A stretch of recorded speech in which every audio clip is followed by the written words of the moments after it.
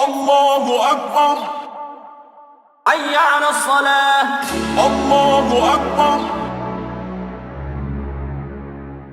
الله أكبر حي على الصلاة.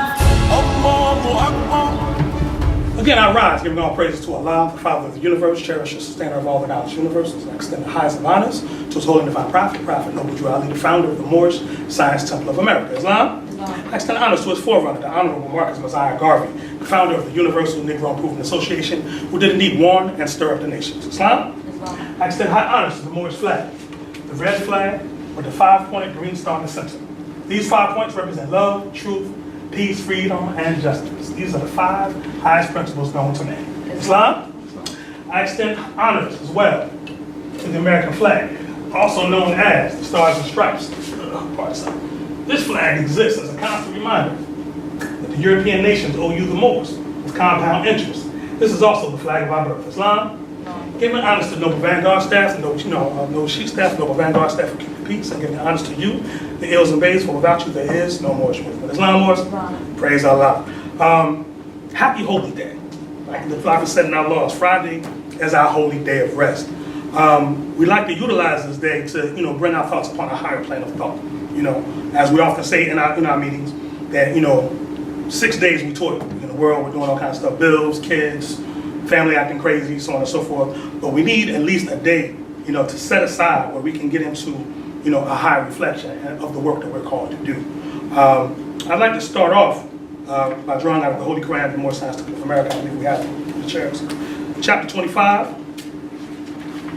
which is known as the A Holy Covenant of the Asiatic Nation.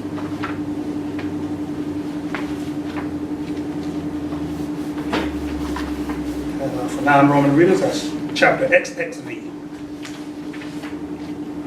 What we're going to do is we're going to read this together. Everyone there? Praise Allah. All right. A Holy Covenant of the Asiatic Nation. Instruction 1. All together. Ye are the children of one father, provided for by his care. The breast of one mother has given you suck. Let the bonds of affection therefore unite thee with thy brothers, and that peace and happiness may dwell in thy father's house. And when ye separate in the world, remember the relation that bindeth you to love and unity, and prefer not a stranger before thine own blood. If thy brother is in adversity, assist him. If thy sister is in trouble, forsake her not. So shall the fortunes of thy father contribute to the support of his whole race, and his care be continued to you all in your love to each other. Islam, Moors? Surely Allah speaks the truth to his holy and divine prophet, Prophet Noble Drew Ali. The reason why the A Holy Covenant of the Asiatic Nations exists within the teachings of the Moorish Science Temple of America is to give us a standardized code that we can live by. All right? Here in American society, America being a conglomerate of various different nationalities and subgroups, clans, tribes, etc. You have a kind of a mixed hodgepodge of different customs, right? Anyone bearing a nationality has the principles of love, truth, peace, freedom, and justice within their culture, within their particular pedigree. It might be known as a different word, but the concept of love exists in all cultures. Who wants to be lied to on a daily basis? Nobody wants that. So truth is pretty serious.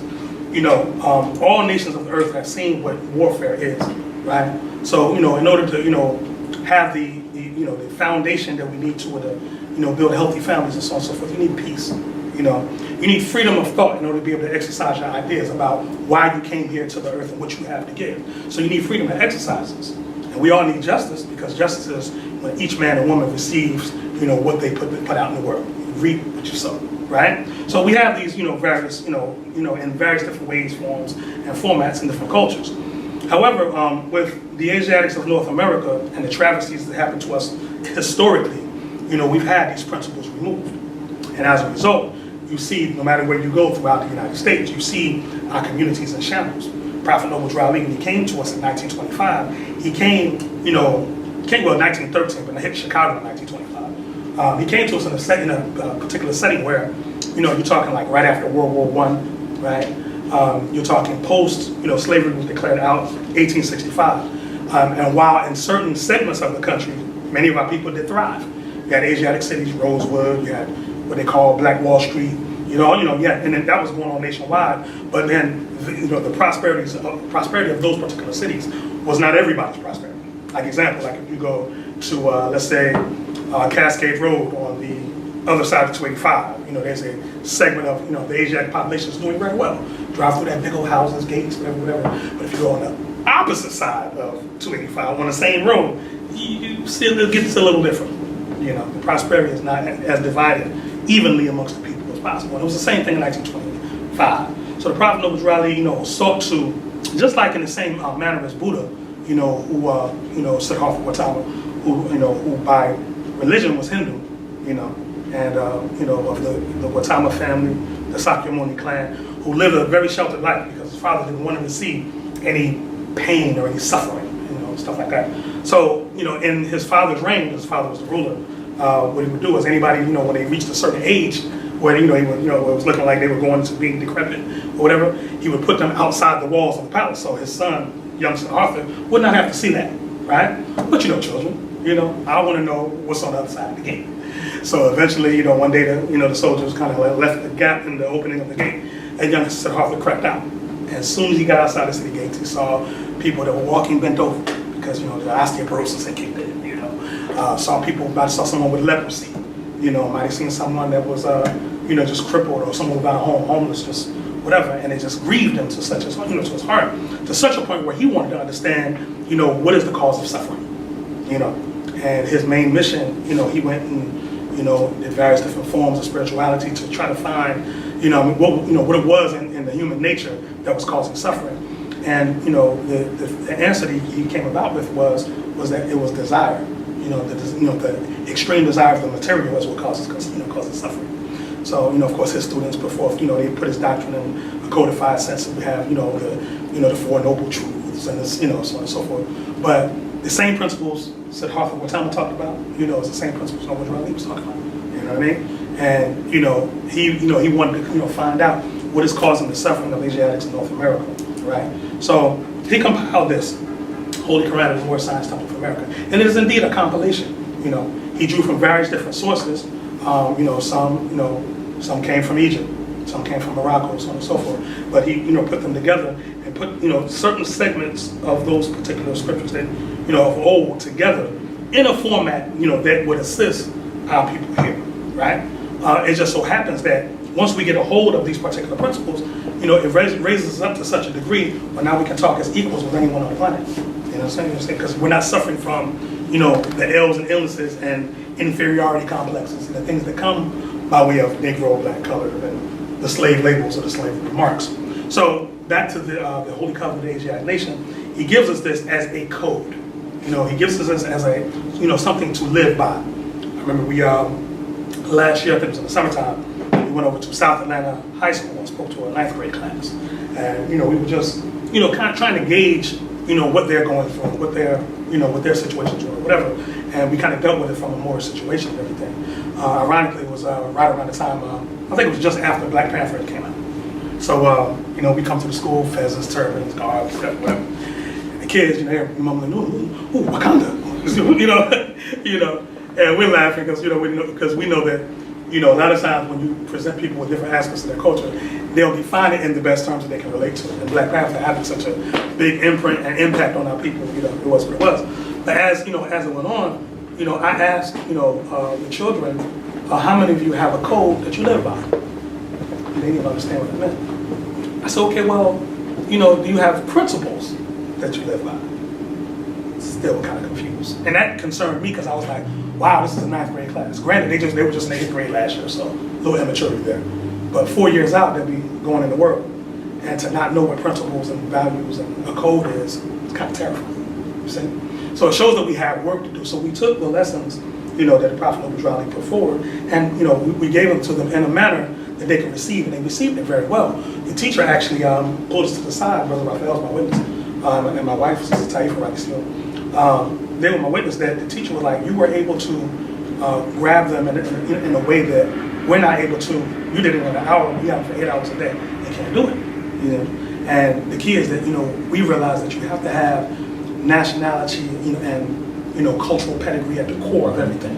You know what I mean? Like if you strip, a person's identity from them, then you just teach them information. Well, there's really no salvation in that because they don't have anything to connect to. You know what I mean? Like when you look at, whether we like it or not, we're broken down into clans and tribes. You know what I mean? So yeah, we're one human family, but we tend to feel more comfortable around our own, right? And what does that mean? That means that ones who share the same value systems as you share.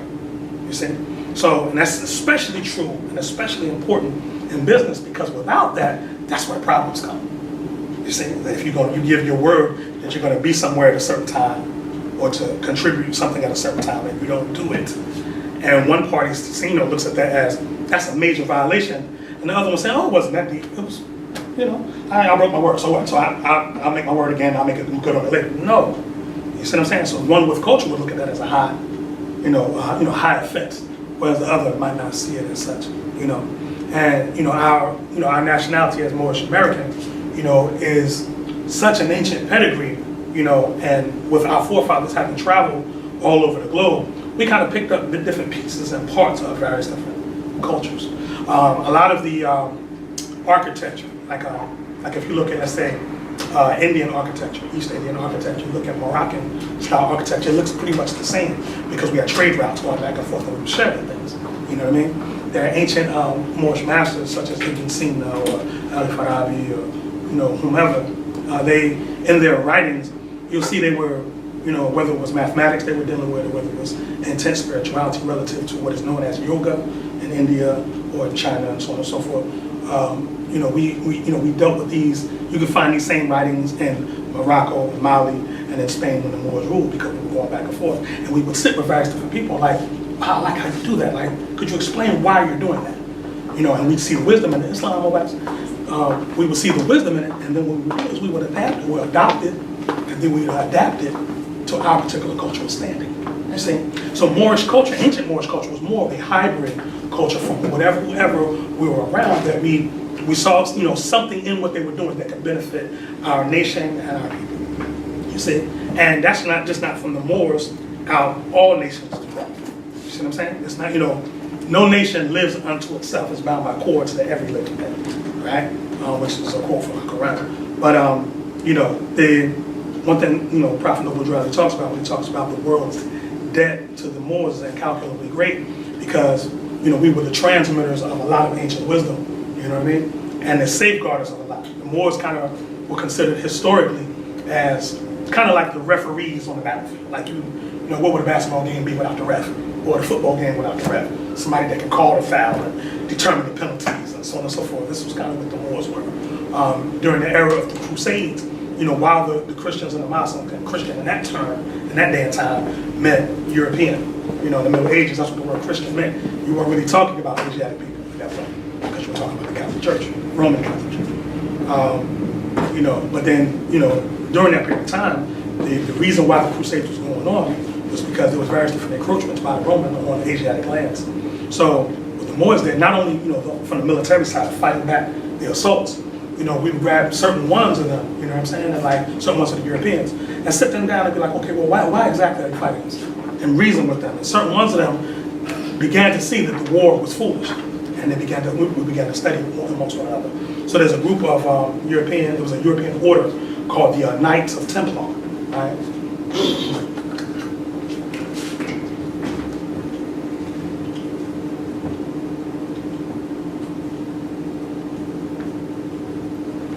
The Knights of Templar, they were a military order because in the Roman Catholic Church everything's broken down to spiritual orders.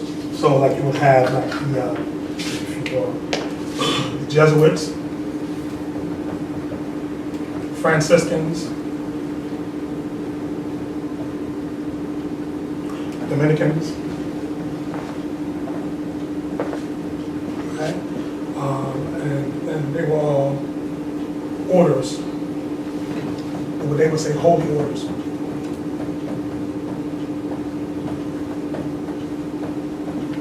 The holy orders, right? Now this specific one, Knights Templar, they were a military class.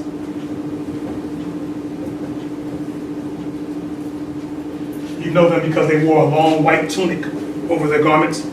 Under that, there would be chainmail armor because they were soldiers. And the white tunic had a red cross in the front, and the red cross was St. George's Cross. Okay, but their duty was to protect pilgrims that were leaving the European lands that were going to Jerusalem. Right, so they wouldn't get robbed, because in the ancient world you didn't just travel alone. That wasn't, So these stories that you read of Jesus and Muhammad and whatever, as they're walking all over the place, they're walking by themselves. Seemingly in the story, no, it's like maybe 75 to 100, maybe more, of people caravanning together in the desert so they didn't get pounced upon by robbers, so on and so forth. So the Knights Templar was set up to to protect the Europeans as they were going to Jerusalem. Why? Because at that time they had conquered Jerusalem. Right, and was governing a portion of Palestine at that time, right? So, Islam, Brother Chairman? Islam. Right. So, that's the Knights Templar, right?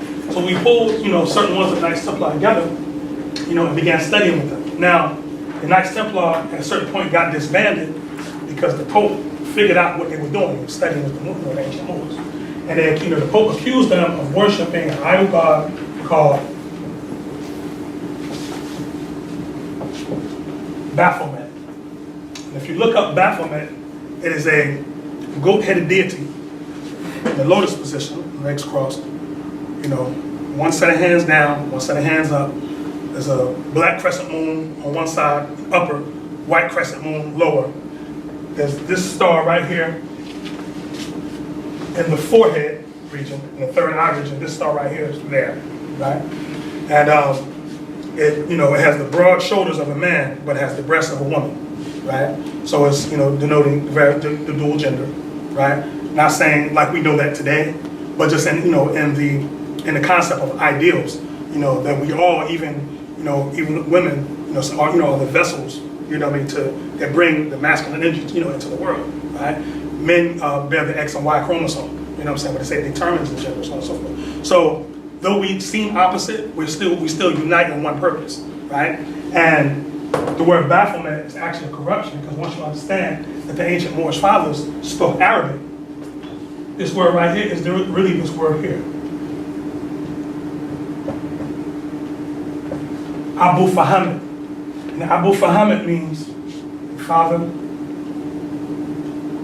of understanding.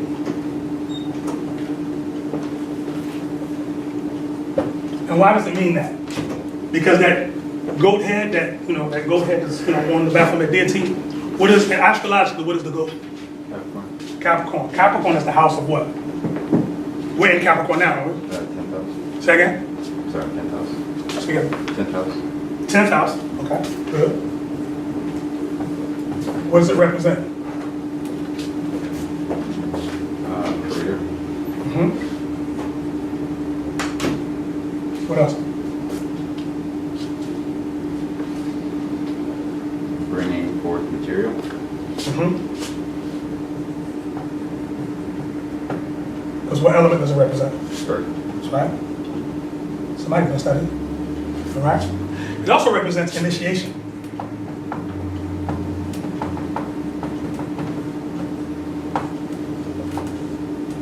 It also represents boundary.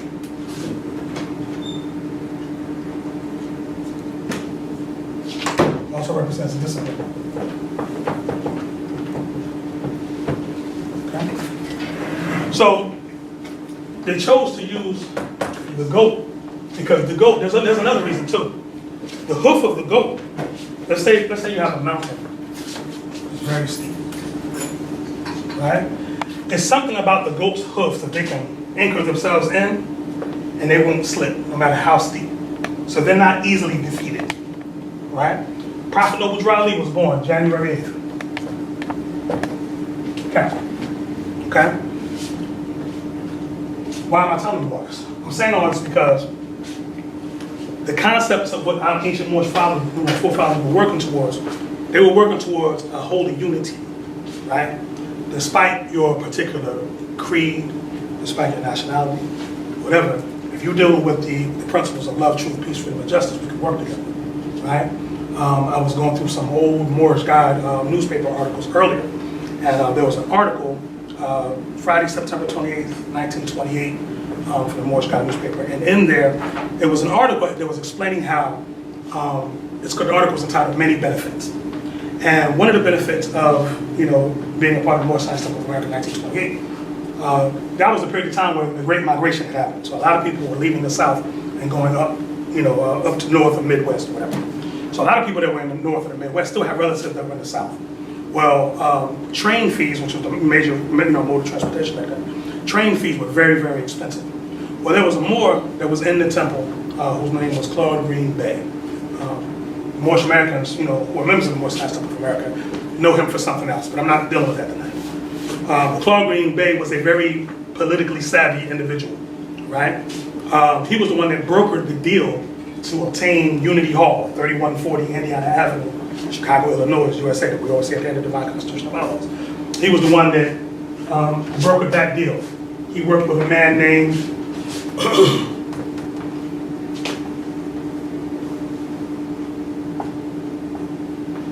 Julius Rosenwald. Julius Rosenwald was the Jewish individual that bankrolled the founding of the YMCA, Sears and Roebuck, and Tuskegee University.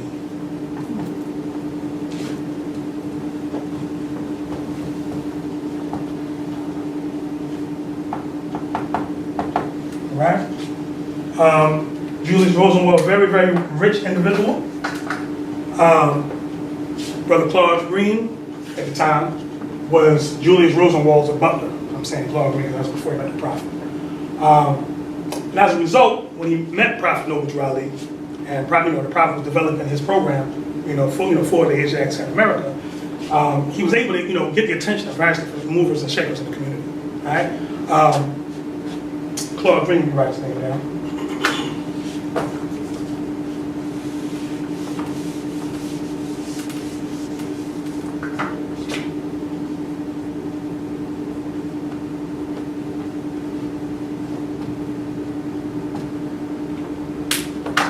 Was a Freemason. There were most of the Asiatics during the time of the Prophet, before the Prophet came to prominence, were either of Greek fraternity or sorority or Freemason.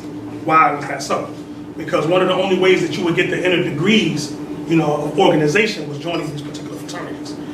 Back in those days, they had what was known as mutual aid societies.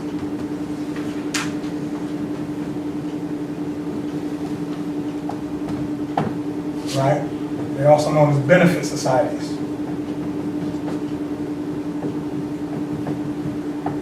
Okay? And their duty was to receive and confer reciprocal helps and mutual obligations, which is a teaching that you have in your Quran under the chapter of social duties. We have those same degrees. Right? Now, Claude Green Bay, because he had the ear of various different Masonic, movers and shakers in Chicago, all right, and the access to Julius Rosenwald's bank, basically, he was able to broker things and leverage things on behalf of the Moors for the Prophet, all right. So he was a very, very at one point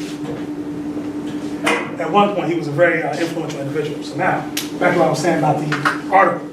So in the article, it talked about that anybody who was a part of the Moorish Science Temple of America, which the Moorish Science Temple of America was one of the groups that met inside of Unity Hall in Chicago, which by the way is still there. You can go and see the building. Ones that have gone inside and seen, like the architecture of it, where the Moors met it, they were like, the star and crescents like in the walls and in the floor, whatever. The Prophet's safe is still actually in there. He used to keep, certain documents and stuff in there, whatever. But the other groups that met in there was like a church that met in there. It was some Masonic groups, so on and so forth. In the article, what it says is that various, matter of fact, let me see if I can go back to it. It said that various different lodges met there for the purpose of unity. Okay? Now this is something we have to remember that because in our modern day and times, as Moorish Americans, we have a tendency to become puffed up in our own conceit because of what Allah has allowed us to know. And, we go and start attacking other groups, which the Prophet bound us from that. That actually violates our law.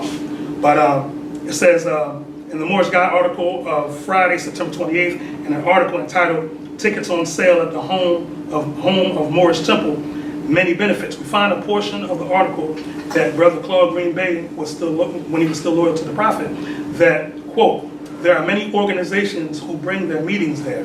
The various lodges of all orders can be easily reached, which means that these organizations work together as a unit." This was in reference to Unity Hall, 3140 Indiana Avenue, Chicago, Illinois. So in the time of the Prophet, nobles rallying various members of various Asiatic secret orders, fraternities, sororities, etc., were in one building working towards one purpose. All right? So the ones that's, we're not the only group that's out here trying to uplift all humanity, right? But where we lose sight of that is we have a tendency to become, overly dogmatic. I don't even have a problem with the word dogma, or doctrine. People have problems with those. But those are just the articulations of what spirituality and religion are. But when we get lost, that become overly zealous and absolute, like our position is the only absolute one, that's when we've gone off the rails. You see what I'm saying? So that's just something that we have to, keep in mind, because, if our purpose is to unify, we can't spend our time destroying. You know what I'm saying? Like Prophet Noble Drowley gives us attributes of the higher self, which some of the attributes are, he speaks of the mother of all virtues and the harmonies of life, breeding justice, mercy, love, and right. Islam. Right? Now, if you look at the justice, mercy, love, and right, most of us just want to be right. You know what I mean? But if you notice, he gave you three other preceding diplomatic principles before that. So justice, mercy, and love precede right. So in your process of trying to explain something to someone, just consider that. You know what I'm saying? Like, okay, let me be just, because what I want somebody to remove from me, my foundation, or to attempt to anyway. You know what I mean? How many people feel like, how many people enjoy the feeling of someone trying to convert them to something? Anybody enjoy that? Not too much, right? Nah, because it's the thing of, somebody trying to take something from us, what it feels like. You know what I mean? The mercy aspect, you know what I mean? Because, again, the Prophet tells us is that, man is likely to find himself where he can solve his problems the best. So if you find someone, let's say in the Christian church, he's a devout member in the Christian church, right? You don't know what led him there or her there. You don't know their story. You don't know what they've been through. You know what I mean? The teachings of Jesus might have been such where it pulled them from a really hellified situation, the Father said. All right? So we have to honor the fact that they're in something that kept them from that. All right? So if you speak to them, you have to speak with that particular consideration in mind. Love. We have to love our people. Because without the love aspect, what are we doing any of this for? You know what I'm saying? So what are we sacrificing our time, our energy, our finances, everything to be the very best that we can be, to present our people a better way, to present humanity with a better way. What are we doing it for if we're not doing it for love? Right? And if at the end of all that you've done all of that, people may see and look at the work that you're putting in and say, you know what, they might be right. Let me lend an ear and give them a chance. Islam? All right. Let me draw from the great Quran of Muhammad, which as Moorish Americans, our power and authority is derived. Right? Surah 3 means chapter 3. And the word surah actually does not mean chapter, it means image. So the words are creating an image. And the verse, which they say ayat in Arabic, ayat does not mean verse, it means miracle. Right? Like the Ayatollahs of Iran, which they say Iran, right? The Ayatollah, the word Ayatollah is really Ayatollah. And Ayatollah means a miracle or a sign from Allah, right? So each one of these verses is considered an ayat or a miracle or a sign for you, okay? In the name of Allah, the Beneficent and Merciful. It says, and hold fast all together by the rope of Allah, which stretches out for you, and be not divided amongst yourselves. And remember with gratitude Allah's favor on you. For you were enemies, and he joined your hearts in love, so that by his grace you became brethren. And you were on the brink of the pit of fire, and he saved you from it. Thus doth Allah make his signs clear to you, that ye may be guided. Going down to verses, I'm going to 105, 104. Let there rise out of you a band of people inviting to all that is good, enjoining what is right, and forbidding what is wrong. They're the ones to attain felicity. Ayat 105. Be not like those who are divided amongst themselves and falling into disputations after receiving clear signs. For them is a dreadful chastisement. So what is that saying? That's saying that don't be like those that are, they were living a life of ignorance, and they were brought an enlightening message, right? Now, everything you did before you became enlightened can kind of be forgiven. It says you cannot be held responsible for that which you don't know. But once you come in to know, you're accountable for all that. They call that in the law the age of understanding. Okay? So, you want to be aware of what you're doing once you say, I'm wanting to know. If you say, I possess a nationality, if you say, I honor my forefathers and my foremothers, then you're expected to act and walk a certain way. Right? The beginning part, and hold fast all together by the rope which Allah stretches for you, and be not divided amongst yourselves, it's an okay translation. It's not the best. And out of it, it's وَأَتَصِمُوا حَبْلَ اللَّهِ جَمِيعًا وَلَا تَفَرَّقُوا. Right? That وَأَتَصِمُوا, it means to hold like for dear life. Almost as if like, you were drowning in an ocean. This is the similitude. Like you're drowning in an ocean, and someone comes up on a boat, and they have a rope, right? The Hubble Allah. Hubble means rope, right? Hubble Allah, rope of Allah. And they cast the rope out, and you grab it, right? You wouldn't be haphazardly grabbing that. You'd hold on to that thing almost to your fingers bled, right? Because you don't want to drown, you don't want to die, right? So it says, hold fast all together, hold on for dear life, the rope of Allah. Now, the term jamia means, how did they translate that? They didn't even translate that word over. Jamia means a community, A jamia is kind of like it's a gathering of people, for a particular purpose. You see what I'm saying? The various different, let's say, Islamic communities that you see around. You'll usually see the masjid or the mosque in the center. And then, the Muslims try to live around that because the masjid or the mosque is the center of that community, right? Kind of like for most Americans, our temple is the center of our existence. So if we want to coordinate what we're doing and how we're going to act politically or economically, whatever, we come to the temple, to receive the instructions, right? It says jamia wa la. La means is the word for no, right? Or what they use that in the sense of do not. Tafaraku, faraka, and out of it means something that broke and divided. It broke into pieces, little teeny pieces. They're saying, wala tafaraku, which is interesting because out of it,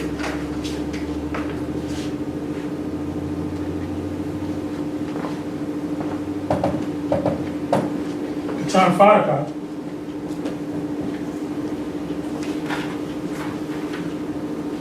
right? If I was to put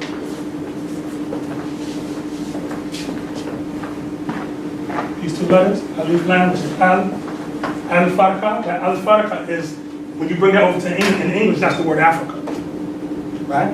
What do you say in Africa? You see 54 nations. Are they working together? Or are they separated, divided, and have they broken into little things? You see?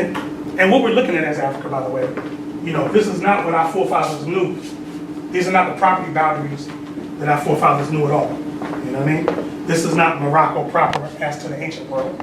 All this was done in 1885 by the Berlin Conference, when a group of European nations got together and decided along their commercial interests where Morocco was going to be, where Algeria was going to be, and the bigger portions you can see which European nations were the strongest. Okay? So, and let's say, as you see, France was a mover and shaker because, Algeria is this big chunk. You see what I'm saying? The British were pretty big because Sudan is huge, and that was a British territory. You see what I'm saying? So, ironically, 1885 was 1 year before the birth of the Prophet Muhammad. So while they were dividing this stuff up, Allah saw fit, they're going to need a prophet, let's say. Right? And the prophets come to bring us back from worshiping false concepts. You see what I'm saying? So this book right here, the Great Quran of Muhammad, was such, where it was a set of revelations given for our people in Arabia, but inspired the Asiatics to such a degree that they went in various different directions throughout the earth, pretty much everywhere where the European nations were at, to run them out.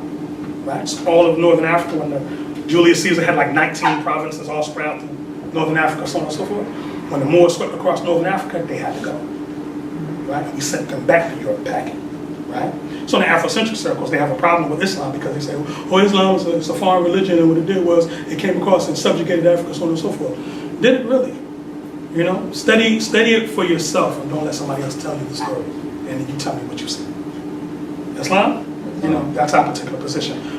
This whole Moorish movement is about thinkers.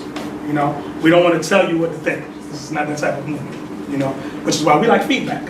You know, we actually like to be challenged from time to time because that helps keep leadership sharp. You see what I'm saying? Because if no one, you know, questions or challenges, you know, then we can get comfortable in our own position. We never want to work, you know, never want to do that, you know, because that's when the errors begin, all right? But I'm not going to keep you tonight. I'm not going to be here long. I have another pressing engagement. I have to be out of here pretty soon. However, we had some Islam. That's the Is she awake? She's asleep. Oh, okay. Thought I was going to see the beautiful eyes tonight. We had some diplomats from Temple Number 19 that went to Philadelphia to represent us last week. Praise Allah. And they don't know, but I always like to check behind them to see how everything went. So I'll contact us in the Grand Sheik of the Chad there to see how my Moors, you know, represented, you know, and they all got high marks, you know. Oh, you'd be very proud of them. They were diplomats. It was a message of love and just their presence alone and so on and so forth. But they, you know, actually it was earlier this week. They went to go represent on January 8th. There was a celebration. There were celebrations all across the country. But they had one in Philadelphia and the Moors here went there. Just real quick, because I know we're late, and I was watching you guys over here. I know you're tired. We often reference the Moorish God newspapers from 1928. You know, here are a few that I have here. You know, what I'd like to suggest is Friday Holy Day meetings serve a certain purpose, but Sunday school is where we really chop apart, we dissect everything, etymology and reference books, and you know the whole nine. And we actually get everybody involved to the point that we're laboring to to groom leaders. You know what I mean? You know, we have to stop that thing of everybody's a leader. Everybody's not a leader until you're groomed to be such. You know what I'm saying? And in our Sunday schools is where we break that apart. I personally think we had a great time last week. Yes, sir. I think we covered some ground. We hit on reincarnation and all up in the universe. We came back for y'all, but we won. You know, but when you look through these guides, you know what I mean. You know what I'm saying? First of all, they were coming out every Friday. So imagine every holy day is a new newspaper coming out. You know, Prophet telling you about his travels, various different business ventures he's done politically, economically, socially, all this type of stuff. So we have the records. You see. And a lot of the Moors that have never read the Moorish guides and just read, the Quran, the Divine Constitutional Law, Moorish literature, which is actually excerpts from the Moorish guides, they have missing gaps in what the movement is called to do, or what we're called to do for the movement. So, this is no spook doctrine. I want to actually, be able to get into a lot of this stuff with you all, so you can see how the Prophet was moving. Because we want to follow the Prophet because he was successful in what he did. Islam Moors, all right. I just want to draw from something out of the Quran really quick, chapter 45, the divine origin of the Asiatic nations, just to give you the worldview of the Prophet, right? Where we think about our family globally, right? The divine origin of the Asiatic nations, again, chapter 45, right? Instruction 1. And I'm just going to go for it. You guys can catch up with me. Instruction 1. The fallen sons and daughters of the Asiatic nation of North America need to learn to love instead of hate, and to know of their higher self and lower self. This is the uniting of the Holy Quran of Mecca for teaching and instructing all Moorish Americans, etc. Okay? Moorish Americans, etc. So the key of civilization was and is in the hands of the Asiatic nations.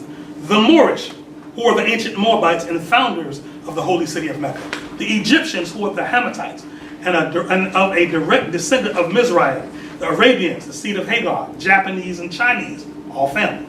The Hindus of India, the descendants of the ancient Canaanites, Hittites, and Moabites from the land of Canaan. So all what was ancient India, which became Sri Lanka, Bangladesh, and Ceylon, and all family, right?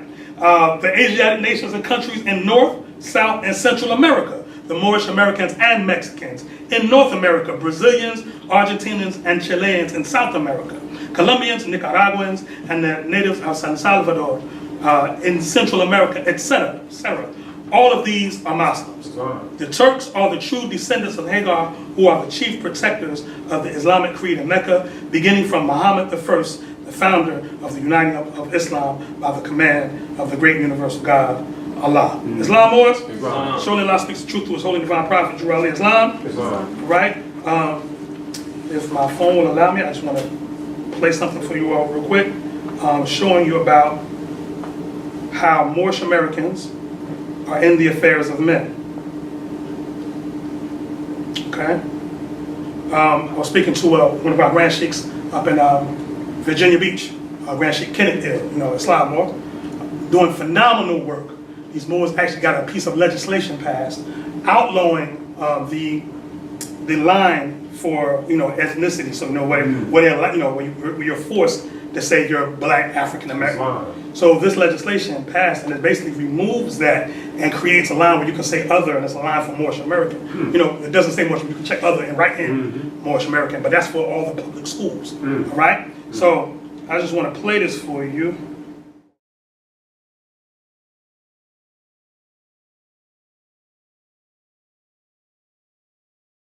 Virginia Beach, Senator D. Steph. Good afternoon, Mr. President. How are you doing today? I rise for the purpose of an announcement. Senator has the floor. In the gallery are members of the Moorish Science Temple of America. Honors to Noble Drew Ally. The members are big supporters of Senate Bill 238 that was passed out of this body yesterday. Back to you, Mr. President. I thank the senator. Would the members of the Moorish Science Temple of America with us in the gallery please rise if you're able? Thank you so much for joining us here today. Thank you for your advocacy. It is so important that we have our citizens be involved in the process and express their views on legislation here, but also thank you for your leadership here in the Commonwealth of Virginia for making us a better place and creating more opportunity for more people all around the Commonwealth of Virginia. So we are honored to have you here in the gallery with us. You are welcome back anytime. And I would ask everyone please to join me in extending the warm welcome of the Senate to all of the members of the Moorish Science Temple of America.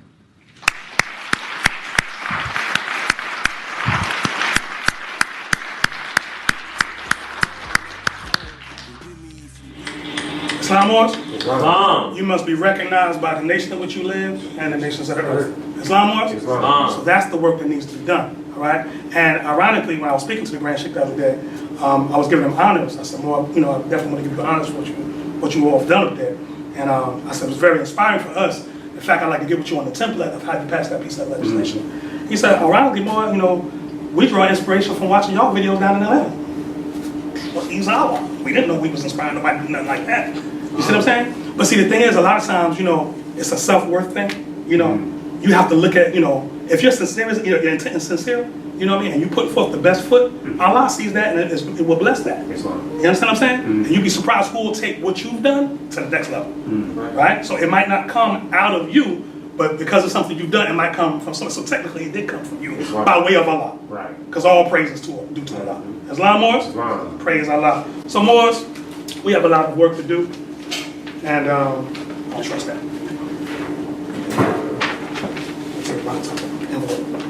And with that, we'll lower the meeting. Islam Moors? Praise Allah for this holy day. We got some work done. We're here to work, Moors. Another thing I'd like to suggest too is that imagine when you're coming to the temple, you're coming to a construction site, right? And construction workers, when you see them come to the work site, they have a tool belt on, right? Tool belt, a hammer, they got all tools in chapter 5, right? And so, with the tools, you can tell they're there to work. Islam?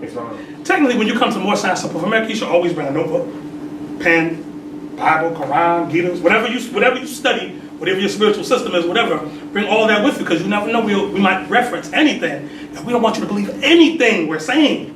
Islam? I don't know too many groups out there that tell you, don't believe us. Study, research, and come back and tell us what you found, and that way we can study together and get to another plane of thought. Islam, Moors? All right, and with that, I'll lower the meeting. Islam? Islam. Islam? Islam. Islam. Islam. Moorish Science Temple of America, Noble Drew Ali, founder, home office, Chicago, Illinois, March 11th, 1929. A warning from the Prophet to be read in every meeting. I hereby inform all members that they must put an end to all radical and agitating speech while on their jobs, homes, or on the public streets. We advocate peace and not destruction. Stop trying out your cards with the Europeans, for it causes confusion. There has been much confusion caused by members trying out their cards. The cards are for your salvation. Failure of obeying my orders will be of severe consequence. We offer love, truth, peace, freedom, and when these principles are violated, justice must then take its course.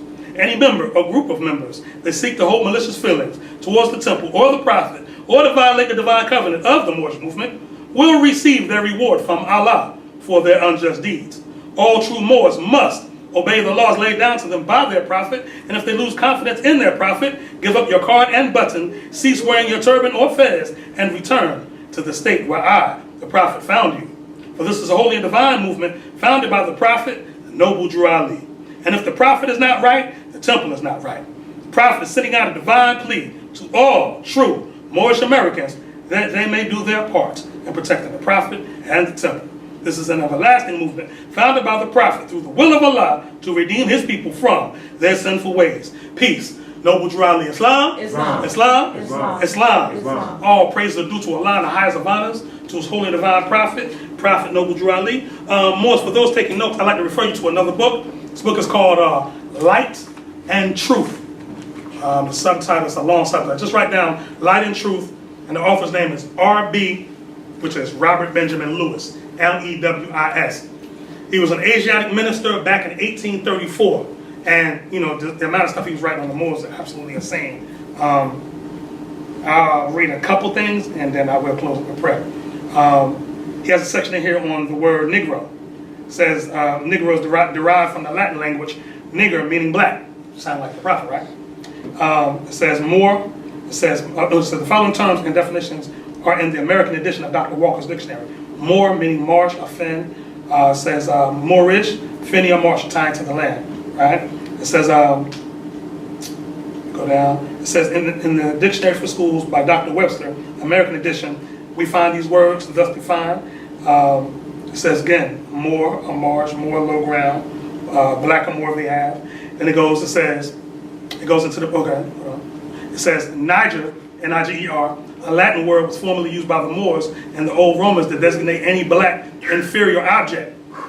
Hey, brother Yosef, you made me pull this out.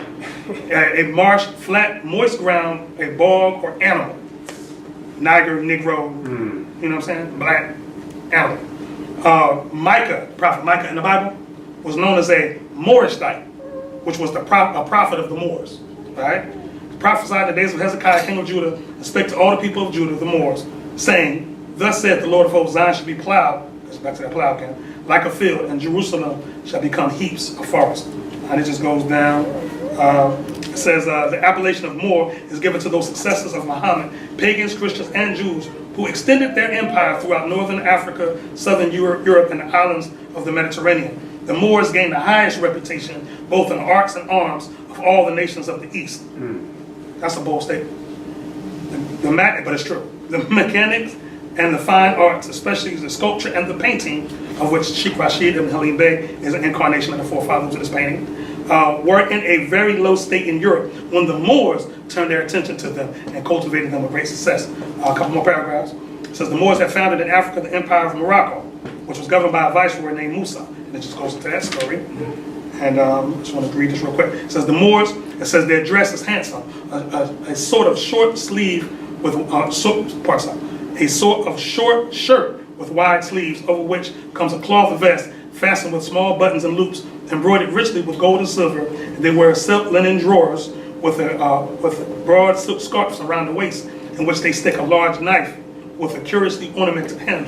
The Prophet Noble Drew Ali brought that back. You can see the forefathers up there dressed in that same fashion. It said the word Negro is considered insulting and is used as an epithet of contempt to the Moors. It has been long used by our common enemies in America. And it just goes on and on. He just, you know what I mean? Get the book. You know, I have it on Amazon. I think I paid $13 for it. You know what I'm saying? For me, and my wife can tell you, Amazon is almost a curse because I type in the most obscure titles and they have it. So I like at least 35 to 40% of my weekly earnings go to Amazon. Curse you, Amazon. All right, so praise Allah, Moors. We, you know, in terms of research, we got it. A lot of times we can't get it. We can't do it all in a 2-hour hold meeting. Right. It's impossible. You know what I mean? So we got to get more study sessions together. You know what I'm saying? And bring what you know. You know what I mean? Bring your references and stuff like that. And let's roll up our sleeves and get to work. Because we need to understand that because we got them babies coming behind us. We got to give them their birthright because no one's going to tell them their true history. We got to write the history and tell it to them. Also, too, for the history of who was demonstrating the Iroquois tribes. All right? You can refer to the book that I've authored called A Flag Above Any Other. We give a whole breakdown of William Penn, the whole Iroquois Confederation, how William Penn was an initiate amongst them. His holy name was Miquon. The whole thing is in there. So if you want to further that study, it's in the book. Islam? Islam. Praise Allah. Everyone, please rise. Face the east. Hold your 45. 5 on the left, 2 on the right, invoking the sacred presence of the 7 Elohim that created everything that ever was, is, or ever will to be. For our visitors, please adopt a position of prayer that is comfortable for you in giving homage to our collective creator. Please repeat after me. Allah, Allah, the Father of the universe, the Father of the the universe, Father of love, the Father of love, truth, truth, peace, peace, freedom, freedom, and justice. and justice. Allah is my protector, Allah is my protector, my guide, my guide, and my salvation, and my salvation, by night by night and by day. and by day, Through his holy prophet, through his holy prophet, Drew Ali. Drew Ali. Ameen, Mons. Ameen. Praise Allah. Praise Allah. Allahu Akbar, حي على الصلاة Allahu Akbar, Allahu Akbar.